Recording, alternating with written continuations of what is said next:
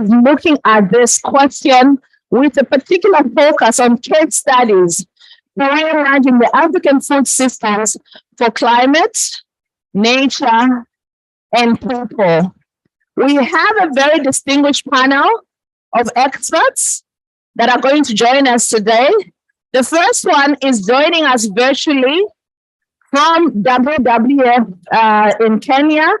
Her name is Olivia Odiambo. Olivia is a project officer for the Civil Society Partnerships and Policy Unit of WWF Kenya. She is a skilled climate resilience specialist with over 14 years experience in addressing environmental and climate issues through program design, implementation, and coordination. Please join me in welcoming Olivia online.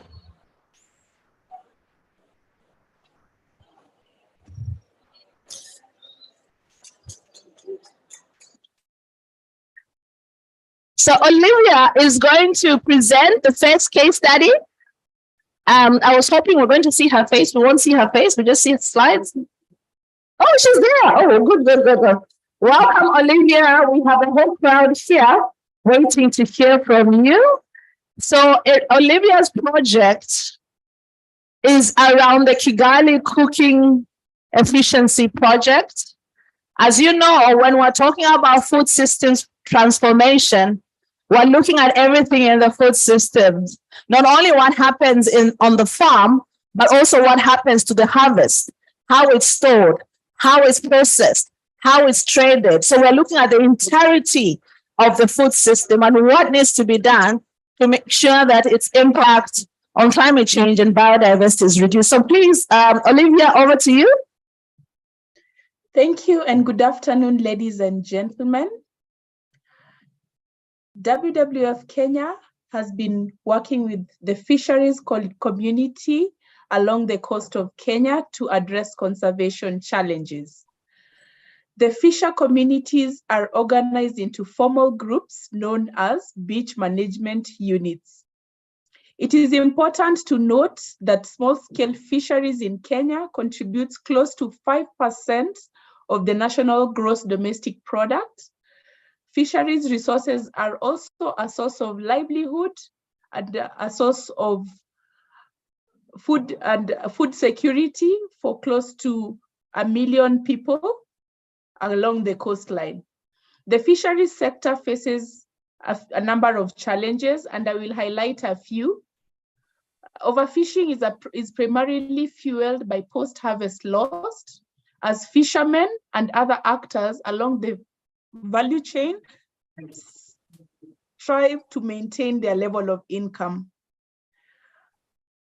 Post-harvest losses are caused by poor handling practices, and as well as exposure and contamination along the market value chain. Low access to affordable cooling solutions has exacerbated this problem.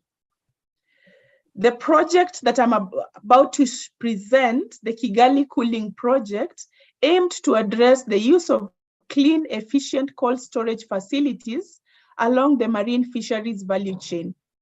The key interventions included installation of solar and hybrid freezers to a capacity of 1,800 kilograms per freezer. This installation created an opportunity for fishermen to store their fish stocks for a longer period and also to be able to transport them. In addition, capacity building was done for fishermen and Kenya Fishery Services staff to be able to collect data on fish stock harvest and fish and those that arrive in the market. The beach management units have been able to carry out the awareness among their groups on how to handle fish and how to use the cold storage facilities and to record their landing stock and the stock that reaches the market. In conclusion, ladies and gentlemen, the project was able to demonstrate how agriculture sector and specifically the fisheries sector can provide solutions to climate. I now invite you to watch the video. Thank you so much, Olivia.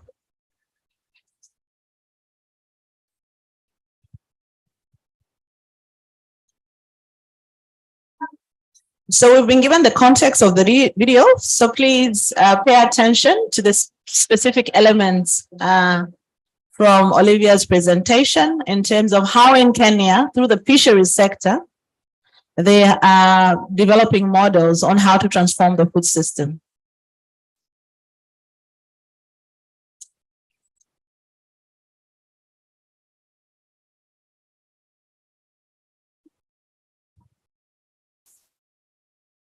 I'm really so happy today to be in a discussion where the first subject we are having around food systems transformation is around fisheries, because usually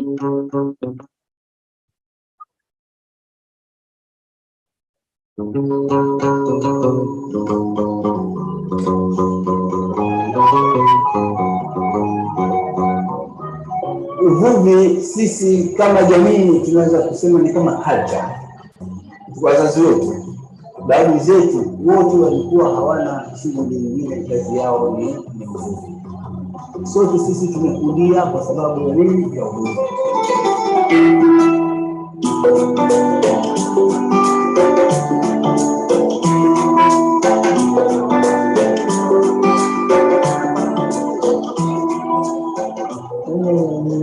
Kwa sababu wanapata riski nilizoanza mpaka nilipofika nimeona manufaa kidogo. Shughuli zangu ni hizo za biashara za samaki bandarini kama mchuuzi. Nahitaji samaki, mchuuzi mdogo akitaka kusema nahitaji na kupelekea. Samaki mimi natoa hapa kwa kijiji chetu cha Ngomeni. Kwa mara nyingi nanunua kwa wenzangu hapa sokoni, wanaja nikaja nikanunua tukauzia wenye mji mboga.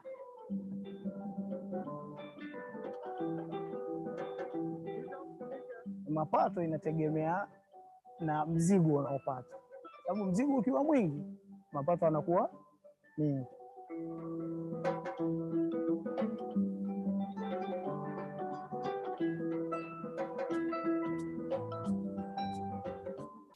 Samaki wanakuja wingi, kuna time unaweza pata ukauza pengine ukamaliza, lakini wakibaki sehemu za kuhifadhi ndio kwa kidogo zinasumbua. Kama hata kula au samaki wataharibika, na wakiharibika pia wanarudishwa baharini, ni uchafuzi wa mazingira. Wakitupwa kwa dumping site pia wanaleta harufu mbovu. Ilikuwa hatuna vifaa vya kuwekea mzigo wetu kusafirishia. Mara nyingi tukitumia kapu, na ukitia madonge hayashiki, ukifika nao sehemu unaotaka mara nyingi unakuta ile mizigo imeharibika. Basi pengine ukienda kupata kule 50 kg ndio sawa, 150 kg zimeharibika, hiyo inakuwa ni hasara.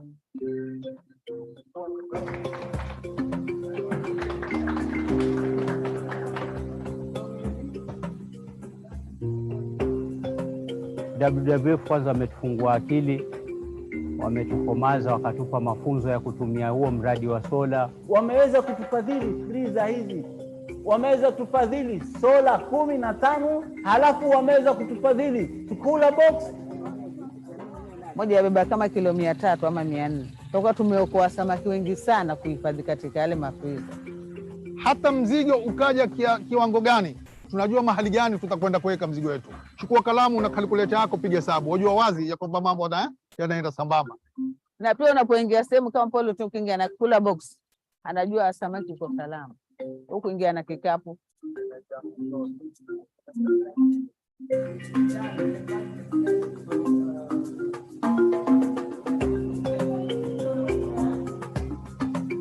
Hamna siku nitaharibu samaki kama vile mwanzo ambavyo nilikuwa nikiharibu. Na hifadhi kwa sola. Hizi freezer kwa vile hazitumii umeme, hazina mionzi za umeme, kwa hivyo itakuwa ziko katika mazingira yake, itakuwa na mazingira bora. Mradi saini wetu, kwa sababu zile saini za committee kikiharibika sahi zitatushinda. Lazima zile saini za committee ili tupate pesa, zikiharibika tupate kuzirekebisha. tunalipisha kwa kilo moja shilingi 5 mtu anapoweka ile samaki pale kwa masaa 24. Alafu kula box nayo shilingi 20. Pesa zile zinakusanywa, zinapofika sehemu fulani analipo yule mwenye kusafisha hapa, zikifika kiwango fulani itaweza kwenda kununuliwa tena kuuza nyingine. Kitu ukipewa, ukihifadhi, mwingine akiona anajua wale jamaa wanajua kutunza.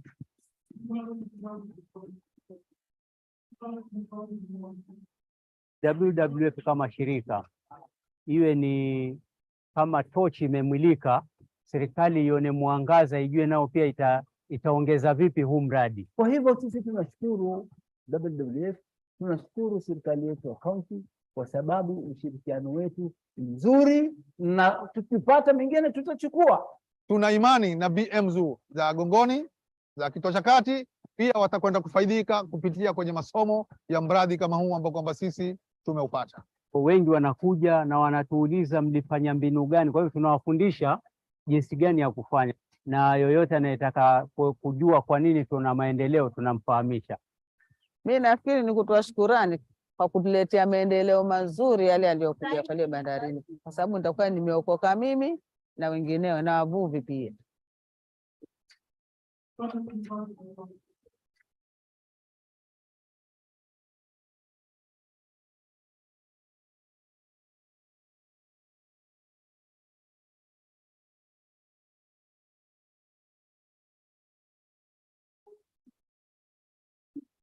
Let's give a round of applause to Olivia and WWF Kenya. Thank you so very much for sharing that a very clear example on how a solution can respond to a climate change challenge, impact people's lives, but also support a sector that's very important for the national income of Kenya. So thank you very much, Olivia. I'm going to call the next speaker to the stage, Miss Ali Shatu, to join us all the way from Cameroon. Take a seat.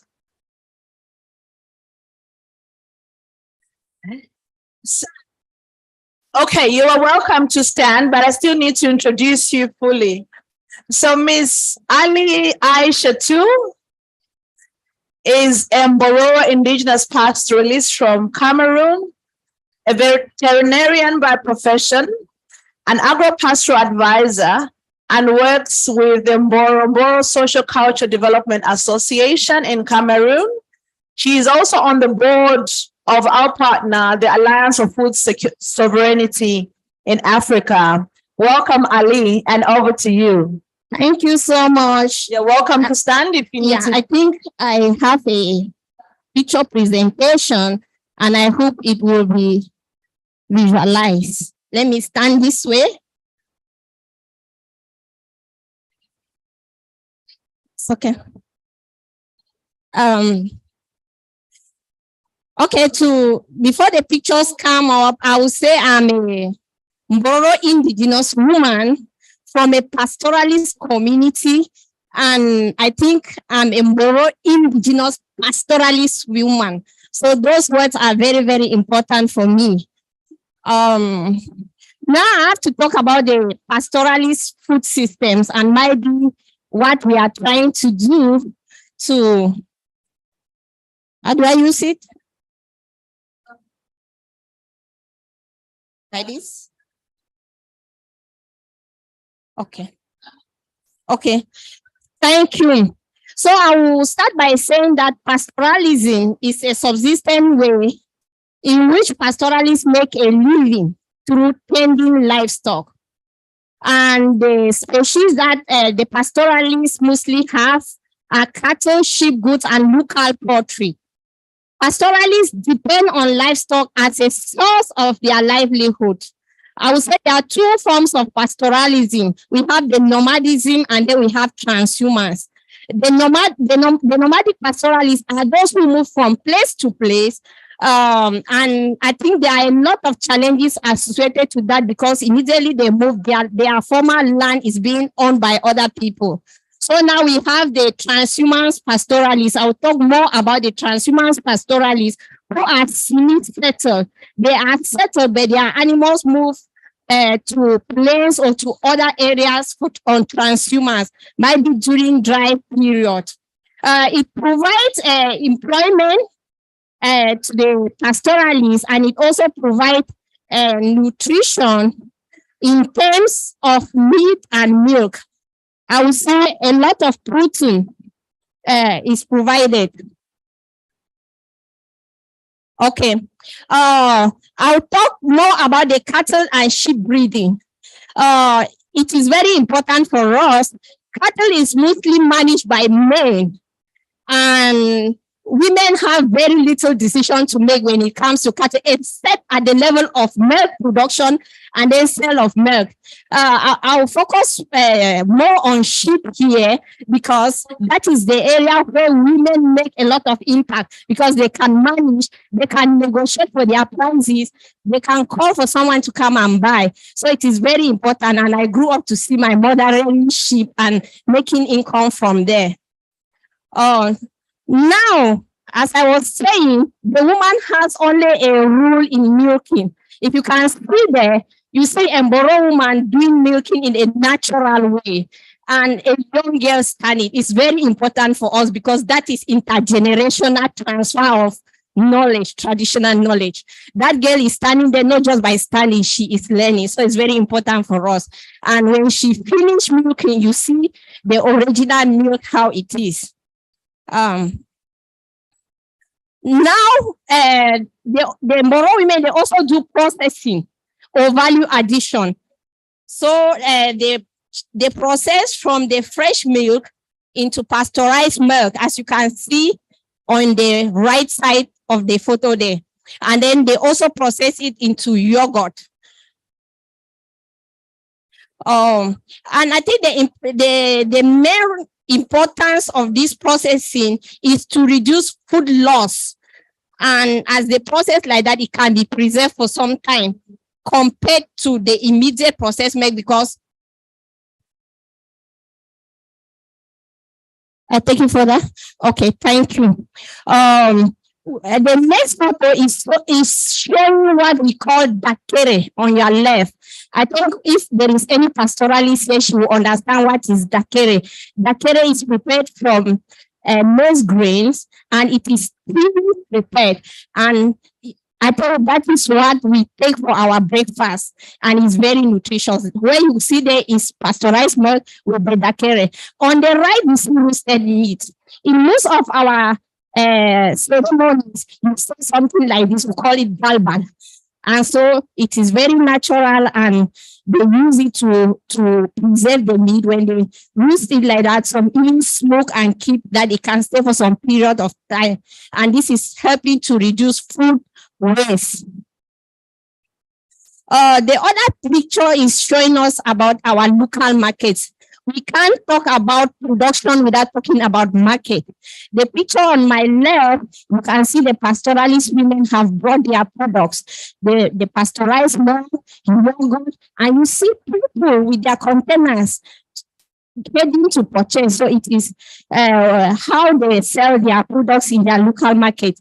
On my left is for sheep production. The women, they call the buyers, they come and buy in their communities, and then the buyers now take it to the market. So I think here is very important, because they determine the price for their product.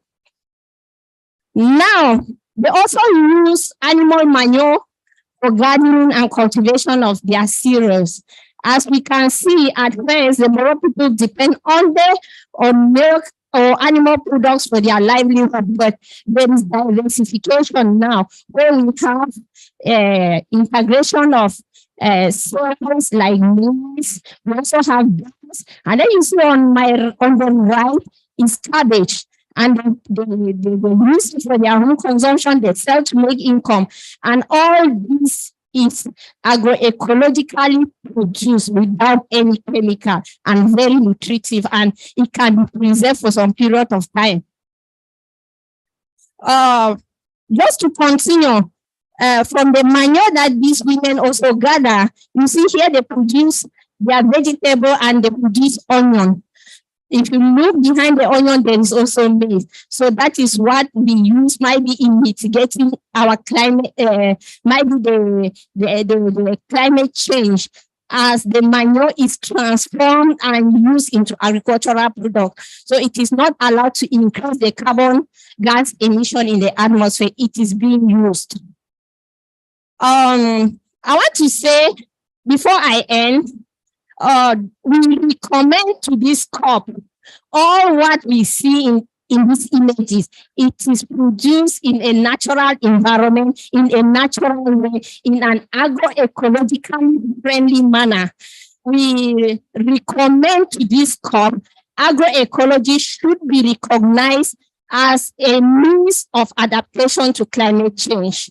And we also recommend the small-scale farmer should be at the center, and all our governments who are here should orientate funding towards agroecology. Thank you so much.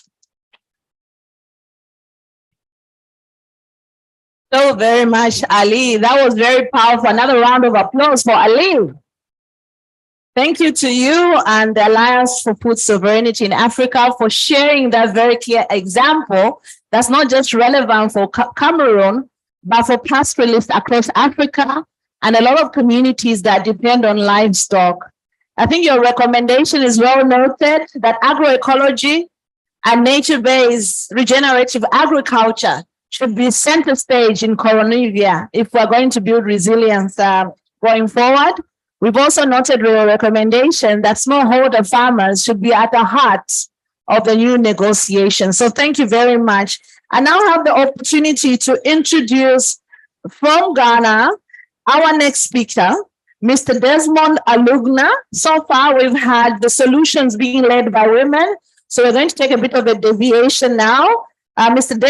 Desmond, could you please come to the stage, please? Thank you very much. So maybe a few words about Desmond before he shares his case study. Desmond is a co-founder of the Green Africa Youth Organization and the program coordinator for the Global Alliance for Incinerator Alternatives. He is also the youth advisor to the Global Center on Adaptation and a youth leader with many years of experience in building climate resilience. So welcome, Desmond. Please, over to you.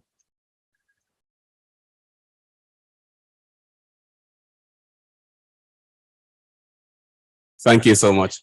I'm really glad to be here, and I'm happy that we had two straight up speakers who talked about the initiatives they are driving on the ground, and it's all about production. So I'm coming to make a contribution. I'm coming to make a contribution in the drawing the linkages or talking about food waste and food loss, whether along the value chain or at whichever point it is. So tying this to the discussions on the Koronivia, the Global Alliance for Incinerator Alternative for the past 3 years have been publishing reports trying to track how many NDCs are highlighting the food and the food waste sector as a key contributor to climate action, and then also with the NAP processes. And then again, also looking at it, how many of the countries are taking this as a significant discussion point as far as the Koronivia dialogue is concerned on agriculture. In Gayo, the Green Africa Youth Organization, where I work with and whom I represent here on this panel, we started the Sustainable Communities Project 3 years ago, and currently we are working with 4 municipalities in Ghana. And this is a zero waste approach, preventing food loss, but also educating communities on how to manage food loss along the value chain. At the moment, we currently produce 2,000 bags of compost from our first initiated project. And all that is food waste coming from homes and food waste coming from the market. Now, some of you may have a fair idea of how the market system works, especially in West Africa. So we have a situation where you produce the food and you either lose a lot of it at the farm because you don't have access to the market, or you take it to the market and because you do not have access to storage facilities, or you do not have the knowledge of how to keep the food safe, you get contaminated and you lose a significant amount of it. I'll give you an example. When you carry a bus load of avocado, and then as a market woman, and you do not have a good knowledge, and you put one orange inside this bus load of avocado, you are going to lose all the avocados because they will not get ripe. They do not go hand in hand. So we spread this kind of knowledge both at the farms and also with the market women, so that you do not contaminate your food, and then you can still get the value for it when it gets to the market. The other thing is also when the food gets to the market, because the packaging system or the storage system is not there, and you have to clamp everything all together, you also have a lot of food loss that is happening there. And then at the end of the day, you have so much huge pile of food waste going to the landfill. Now, the connection is that the landfills is where the methane gas is emitted from the food waste that you are dumping there. And in Ghana, food waste, plastics, electronic waste, everything is dumped at the same place. So there's no source segregation. So it makes it very difficult for you to get the value that you could have gotten. So what we have done is that we go from municipality to municipality and mobilize the waste pickers, largely women. And in Accra, we are working with 380 waste pickers in this. And then they are supporting segregation at source, both plastics, organics, and everything else. And then we are connecting them to the recyclers and connecting them to off-takers of these waste. And then our material recovery facility is composting the organics, even though we also encourage community and household composting. As a result of this, we currently have 17 urban gardeners who are using their own backyards to compost and cultivate crops of different kinds using the organic compost. And then we also, because we've done this for quite a couple of years, we've improved the formula. So we include microbial mounting, we include some animal waste, and we test the quality of this compost to make sure that the nutritional value is matching what crop you are growing in the community. And then we also try to make sure that the knowledge doesn't stay with the organization, but it goes out there for the communities that live around and those who would want to practice agriculture. So the point I want to emphasize is that methane gas is a significant and prolific carbon based gas or greenhouse gas that is causing the climate change that we are fighting. And I think that, in my personal opinion, tackling methane is one of the quickest results that you can get as far as climate action is concerned. And if this is coming significantly from food waste and from dump sites, then it might be the best approach for all of us. Thank you.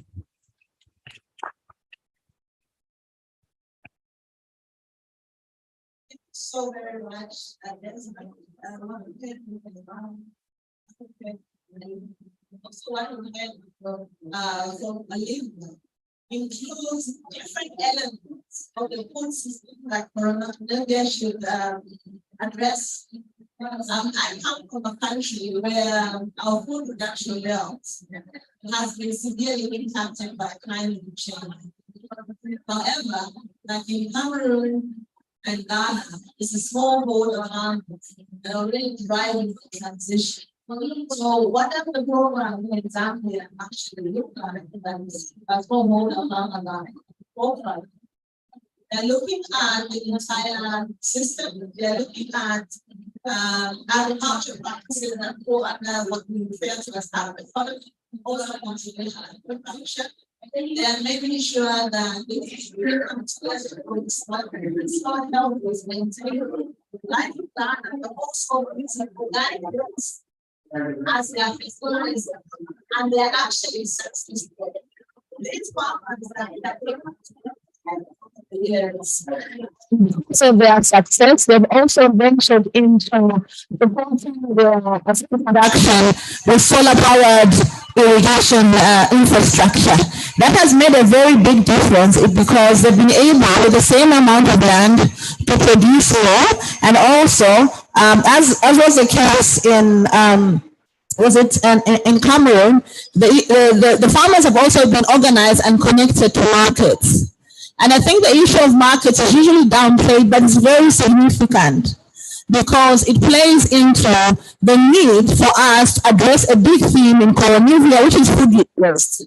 Africa should have no business wasting food that it has produced. It has already spent energy to produce the food, whether it's human energy or electric. So we must eliminate that. And the example again from Kenya is a very good example in terms of the importance of solutions, in terms of access to reliable and affordable energy. We make sure that the future folks and everyone else who's producing perishable food will store that food, and that food actually does not go to waste. In Zambia, we're extending our program and we're also looking at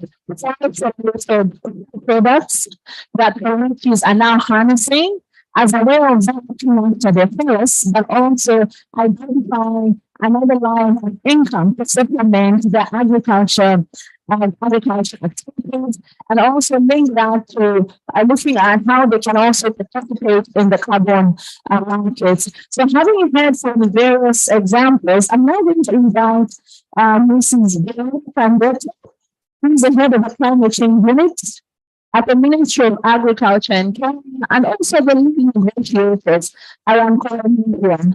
We want to hear from her whether the ideas or the innovations that have already been presented in the case studies are already under discussion now. And what we collectively as a group can we support her to carry this message to the negotiators. Over to you, madam. Thank you so much. Okay, thank you. Thank you so much, Madam Moderator.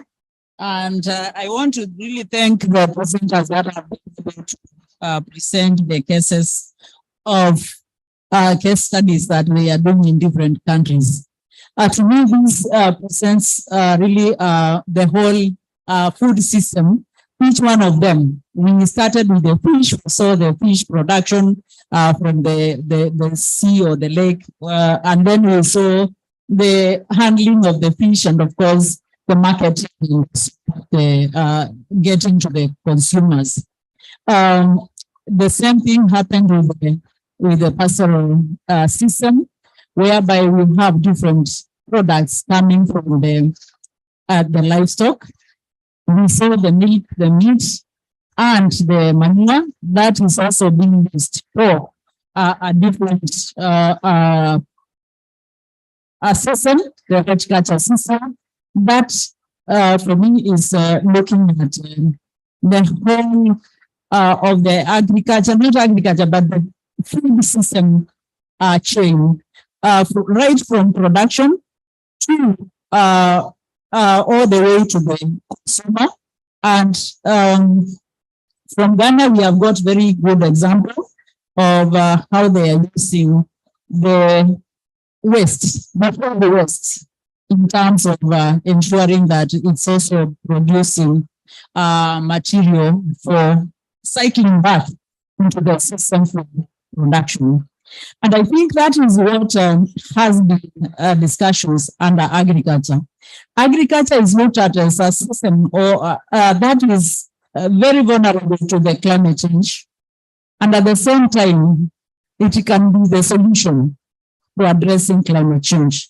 And for me, the case studies produced, given here, gave us a very good examples of how we can actually use agriculture and the food systems to ensure that we are not just the problem, but we are also the solution. We are making sure that the farmers and the consumers adapt to the impacts of climate change. And at the same time, we are putting back the gas into the soil, the gases that are supposed to pollute the environment. To give the example of the methane, that is a gas that is very little and it's the main gas actually when it comes to issues of climate change, causing climate change. But now when you are in a position to prevent that gas from really getting into the atmosphere and causing more climate change, then circulating it back and ensuring that that it is causing or it is improving the soil.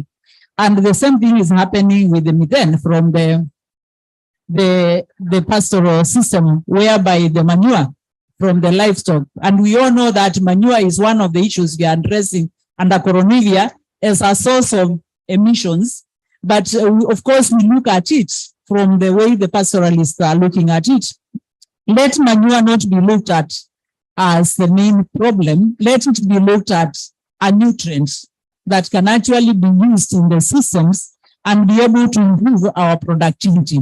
And for me, what this means is that the solutions are here.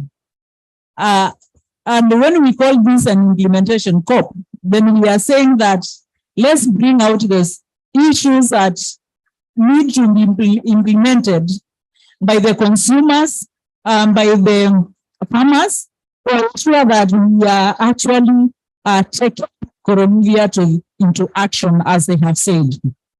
Now, to just give a good brief on, a very short brief on what is happening. Of course, Koronivia has been discussed under roadmap that has been giving solutions mainly at the production level. And so we are looking at a way where this agriculture has to address the food security and to address the food nutrition and even the food waste and losses, then it needs to go beyond production. And this is a beautiful discussion that is happening, because then we are saying that as we go to implementation, let's not look at food nutrition up to the production level, because there are chances of losing what we are producing. There are chances of wasting it. There are chances of it not even getting, even if it gets to the market, sometimes it doesn't get into the plate. And even without, because in Africa, I don't think a lot gets wasted from the plate. Most of it gets wasted from the production to the market, transportation, up to the market level. Because I think whatever gets to the farm, to the consumer, a lot of it gets consumed. So what we need to focus on is really the issues of how do we introduce that circularity. And I really liked the issue that was brought about on how one system of the agriculture is benefiting from the other system. The horticulture is benefiting from the manure, from the livestock. The vegetables also are benefiting from the waste. You know, you bring back, instead of throwing, like he said, the waste in the market and leaving it there. And if you have gone to all our markets, I think at some point in Kenya, we were told that, you know, you people in agriculture, we are sweeping the markets and then we are polluting them all the time. Because, as he said, we leave the waste there. When we go to the market, whatever doesn't get sold, we leave it out there and go home. It is wasted as a loss, and it is also causing more emissions. So we are trying to address the true issues of adaptation and mitigation. If we look at the food system in its circularity, if we ensure that each of the food systems is benefiting from the other, and whatever is looking like a waste from one system can actually get back into the system another way. And that is really the case studies that have been presented here. Yes, the Koronivia we are still negotiating. We are currently looking at what has been done in terms of the roadmap. The future, of course, is implementation. As we negotiate and as we agree on what comes to be the end at the UNFCCC process, I think we as people that are implementers and the people facilitating implementation, you still need to forward in really out the things that you want to see in the implementation process. I think that is what I would want to say at this time. Thank you so much. Thank you so very much, Madam Veronica. I think we've gotten some clear recommendations from the case study, but I'd like to challenge our trust representatives. I hope Olivia is on. Is she still on? You have your moment now as Veronica. What would you say of what you've presented in the case study is the biggest challenge that's been overlooked in Koronivia that will make the biggest difference? So maybe we can start with Olivia online. Could you repeat the question? Hello, could you repeat the question? I was saying from the recommendation from the case study, that's the one aspect of the food system we believe Koronivia negotiators should focus on, that should be presents the biggest challenge. If you have to pick one, what would that be that has been so far greatly overlooked? Yeah, I think as the negotiations proceed, it is important that we look at food systems as a system. So to look at it from production to the markets in terms of the trade and everything, and to the plate. Hello, can you hear me? Can you hear me? The system needs to be transformed, but I would like to hear from you one aspect of the system that has been left overlooked. What you think the biggest difference could come from negotiation should have a state of mind? Can you hear me? Hello? You have to speak louder, like really loud. Yes, so my parting shot would be that as the negotiations on Koronivia proceed, I would urge that the negotiators look at the entire food systems in terms of production, in terms of the trade in food, and in terms of handling of waste that comes about from this. Okay, so I think the technology has let us down. Desmond, do you want to give a go at that question? Thank you so much. Can you hear? Is it? Okay. For being here and leading the negotiations. It's really a privilege.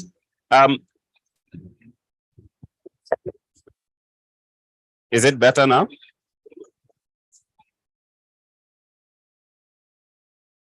Hello? Okay, I think this is better. Yes, I was saying thank you so much for making the time to be here. I think that we are making a very significant point that both global north and global south can understand, especially when we look at it from the methane gas perspective and the fact that this is a circular economy approach of addressing climate change. So it's a win-win game. But I think one significant point that might need to be stressed is that when we look at this from the angle of just transition, the kind of people who are directly doing these initiatives that we have just, all of the speakers have explained, the main game changers or the main change agents here are people who would rather not have been absorbed in our system of employment. For example, we are talking about small-scale farmers. We are talking about young people who are yet to have to build their profile for well-paid jobs. We are talking about risk takers who are working in the informal sector. In Ghana, it's really almost impossible to have such informal groups get good jobs in the various sectors that are paying well. In fact, even earlier this year, we were organizing a risk taker workshop in Kenya to transfer knowledge. It was a struggle to get them their documents even processed. It tells you how much we disregard or the lack of recognition for these sectors. So this is also an employment agenda. This is also a jobs agenda. And I think that if you are addressing climate change and not creating any problem at all, but actually absorbing more populations, that's something that we can also use to strengthen the arguments of looking at the food waste and food loss sector. Thank you.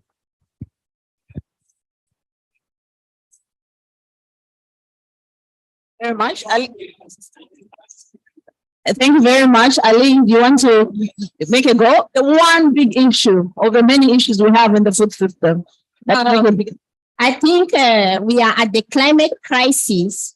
At the level of the pastoralist community, it is not only an issue of drought, there is also issue of conflict because of the movement of these animals in search of pasture and water.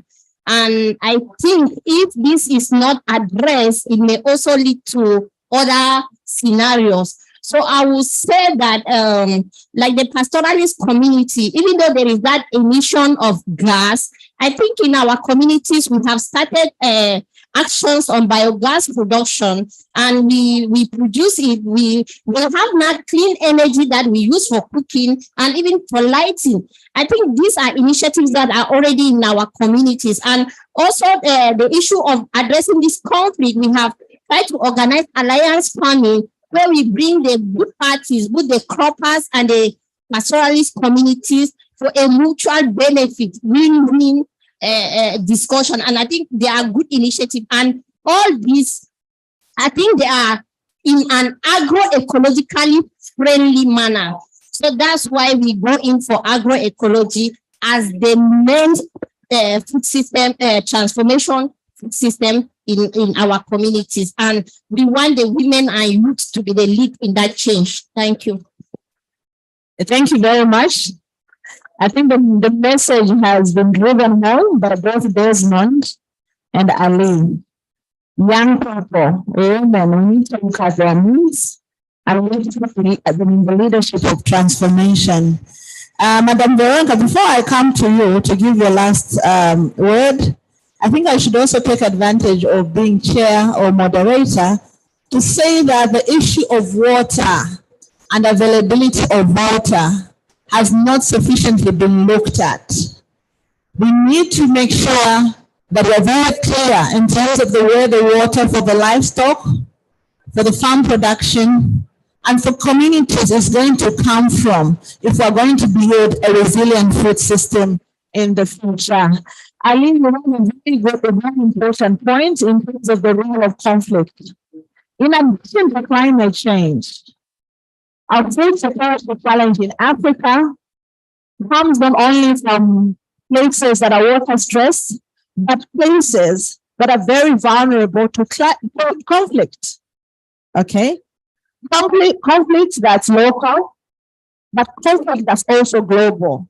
The Ukrainian crisis has deep implications in terms of food security on the continent of Africa. Lastly, but not the least, we are WWF. We know that as a result of climate change, the problems and challenges of human and wildlife conflict increase in communities that have to live side by side with wildlife. What is Koronivia going to do about those communities? So perhaps, Madam Veronica, you can share with us, we've heard the consensus from the speakers that we need a whole of food systems transformation approach. And you agree with us. I believe that we need to go beyond production and look at the different aspects of the food system. For us to unlock this food systems transformation with the elements discussed from the various case studies into Koronivia, what do you need from the practitioners here and in your audience?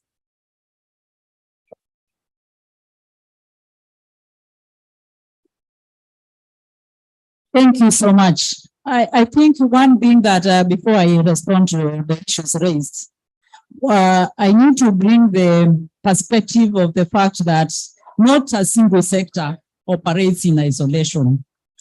Each sector is independent on another. For example, agriculture will be dependent on trade. It will be dependent on water, which is a different sector. It will be dependent on, other, even export market and all that.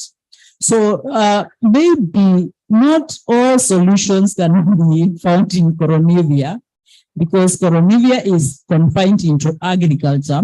But of course, that calls for collaboration between different aspects within the UNFCCC system and outside the UNFCCC system. So really we need to keep an open perspective of how, when we do agriculture this way, how is it affected by trade? How does it affect water? How does it even affect our tourism, those of us from Africa and other places where wildlife is our source of also economic earnings. But having said that, I would want to say that the issues of raised on the focus on the farmer, I think the Koronivia roadmap has actually, Koronivia was given the responsibility to look at vulnerabilities of agriculture, taking into consideration the farmers and especially women, youth, and those most affected by the impacts of climate change. So that is to say that as we go into implementation, because you see that the things in Koronivia, the discussions provide a very broad statements to the that need to be implemented in different perspectives by different parties based on the circumstances. So the focus, as I said earlier, is in the implementation. How are we going to ensure that as we implement, we are focusing on the most vulnerable, including the women who are mainly our farmers, including the youth whom we want to draw more into agriculture, and which part of the food system do we want to draw each of these segments of the people. And so I think for me that comes more into implementation than discussions under Koronivia.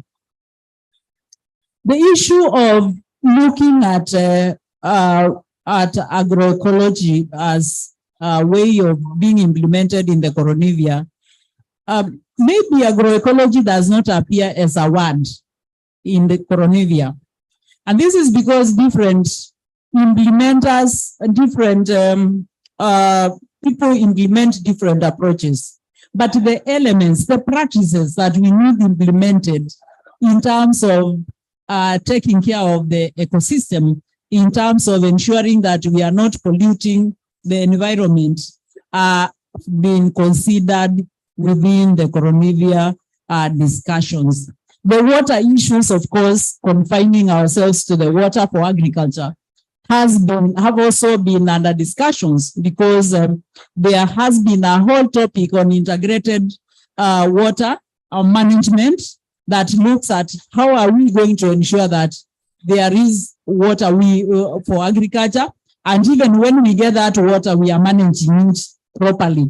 And this, for me, is what is going to reduce the issues of conflicts, because conflicts, most of the conflicts we have as a result of limited resources, that we are competing for these resources with not only with ourselves as human beings, we are competing as for these resources with the wildlife and with any other existing systems. So then the issue is to look at how we can ensure that these resources are availed for use by the farmers and the other users, and also look at the way we are going to ensure that when these resources are there, because climate change is impacting on these resources and making sure they are, causing more scarcity of these resources, we look at how we can harness this and get water, for example, as a resource, and also use it efficiently. And that is why systems like irrigation systems that are efficiently using water, as well as efficiently using energy, and ensuring that there is there is renewable energy use in these systems. I think that is the focus. And this focus is going to ensure, to be, of course, carried forward as we go into implementation. Thank you. Thank you so very much. I think now in the dying parts of the session, we'll turn to you, the audience.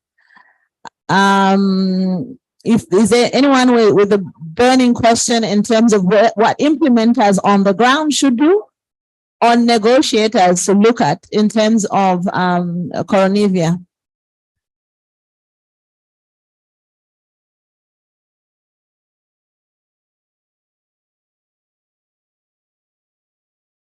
Hello, everyone.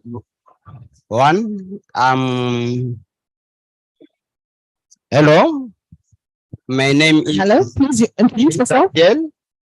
I come from to DRC.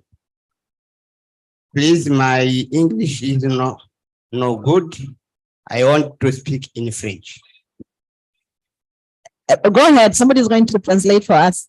Hello, Papa. Yeah, wake up. Please go ahead. Go ahead. OK. Je disais que je suis M. Thierry Mochiré, je suis de la République démocratique du Congo. Et je suis là au compte du Repaléac. So he's saying he's from DRC, the Republic Democratic of Congo. Je suis l'un des membres du Repaléac, les régions nationales des peuples autochtones. And he's a representative of indigenous peoples in DRC? Afrique centrale, no. In Central Africa. J'étais tellement intéressé par cette section, nous en tant que Repaléac. He has been very interested in this session. Parce qu'avec le modèle traditionnel alimentaire, c'est notre préoccupation en tant que peuple autochtone. It is very critical for indigenous peoples to preserve the traditional way of doing agriculture and food systems. Désolé parce que avec mon anglais, je n'ai pas tout capté.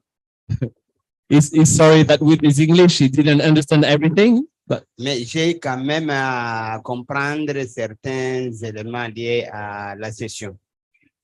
But he understood enough to say that it was a good session, I think. Et pour les Repaléac, nous travaillons dans 8 pays. Et on est en train de voir comment revitaliser l'ancien système de gouvernance et de gestion, même les systèmes alimentaires traditionnels pour lutter contre le changement climatique.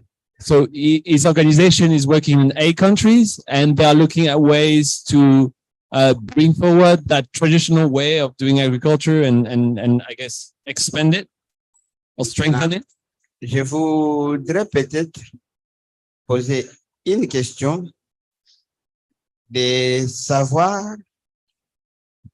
Oui, tous les participants sont passés devant.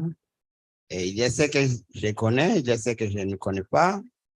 Mais comment le WWF a pris en compte les peuples autochtones forestiers dans les interventions en lien avec les systèmes traditionnels alimentaires? So the question is mostly related to WWF and how WWF has been working with indigenous peoples in these forest ecosystems and the relationship with food and food systems.